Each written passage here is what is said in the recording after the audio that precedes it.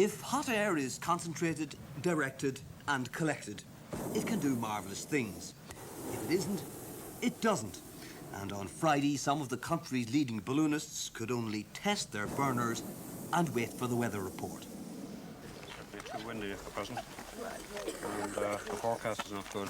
Yeah. It's as if there's a low coming up from the south, and it looks like flying will be out for the day. And that was it. The bad news was later confirmed with what was to be the only balloon flight of the day.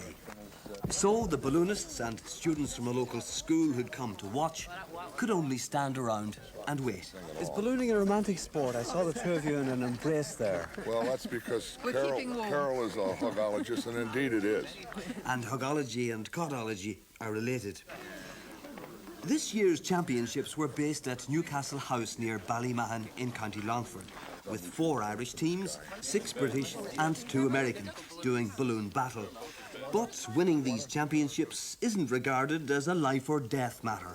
Some people have taken them seriously, but we regard the Irish meet as, you know, a fun meet, and it's for everybody to enjoy themselves, do a bit of competitive flying, but not too serious. Balloonists are judged for their skill in following another balloon which is trying to evade them, and for their accuracy in landing where they're supposed to land.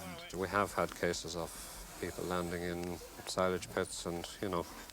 Have you ever landed anywhere you wished that you hadn't? Well, I've landed in a tree on one occasion. People on golf courses, for some reason, don't appreciate balloons as much.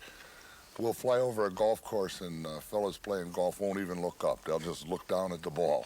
I've landed in places I certainly never would have got to otherwise. I've landed off in the most extraordinary places I never knew existed in Ireland. I usually try and land as near to a road and get retrieved as quick as possible. But, and avoid bogs, particularly in this area, or water landings. And during the championships week at least, nobody had embarrassing landings of this sort. With its absolute dependence on weather conditions, ballooning is not a sport for the impatient. It does have an appeal, however.